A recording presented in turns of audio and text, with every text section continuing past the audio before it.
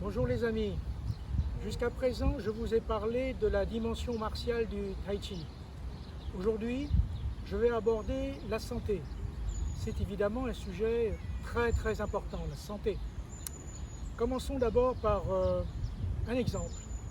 En Chine, tous les matins, à partir de 5 heures et ainsi toute la journée jusqu'à 4 heures, 5 heures de l'après-midi, des dizaines et des dizaines de millions de Chinois retraités. On prend la retraite en Chine assez tôt, à 50 ans.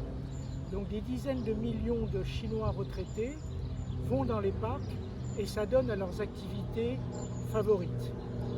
En général, ils pratiquent toutes sortes d'arts internes, Qigong, Bagua, Xingyi, Yiquan et évidemment surtout le Tai Chi.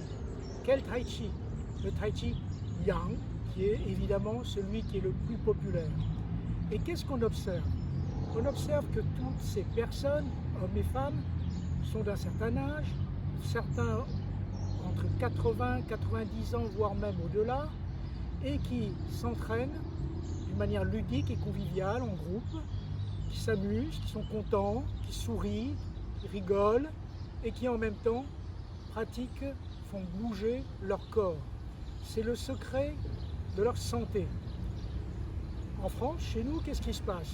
Les gens du même âge demeurent prostrés chez eux, isolés dans leur appartement, attendant la visite hebdomadaire ou bi-hebdomadaire d'une assistante de proximité pour leur procurer les soins élémentaires. Quant aux autres qui ont les moyens, se trouvent dans les EHPAD. La situation est devenue tellement grave d'un point de vue social et d'un point de vue de santé publique que le gouvernement envisage de créer un nouveau guichet de la sécurité sociale pour prendre en charge ce que l'on appelle les situations de dépendance ou de manque d'autonomie. Deux pays, deux cultures différentes. En Chine, on apprend aux gens à prendre en charge eux-mêmes leur santé. Chez nous, c'est de l'assistance. La santé, on la met entre les mains des praticiens, notre santé, notre corps, on les met entre les mains du système. Grande différence culturelle.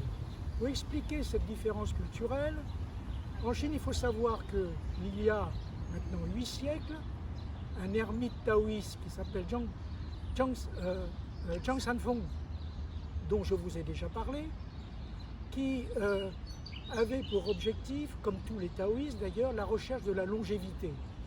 Et son travail, la façon pour obtenir cette longévité, c'était de travailler le souffle, la respiration. Et à cet effet, il avait créé une boxe longue, qu'on appelle Changquan en chinois. Et grâce à cette pratique respiratoire, il a pu vivre assez vieux et on l'appelait l'immortel. D'aucuns disaient qu'il a vécu entre 200 et 300 ans. Tout ça, évidemment, c'est de la légende. En revanche, il a certainement vécu jusqu'à 120 ans.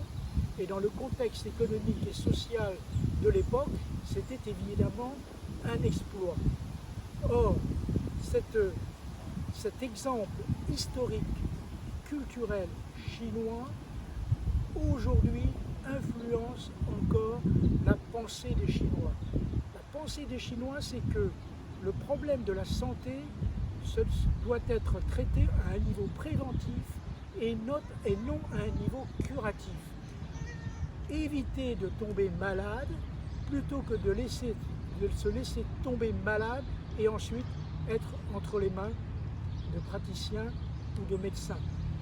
La médecine chinoise est une médecine préventive, la médecine occidentale est une médecine curative. Cette introduction générale me paraît utile pour pouvoir comprendre ce que je vous expliquerai dans mes prochaines vidéos. Au revoir chers amis, ciao.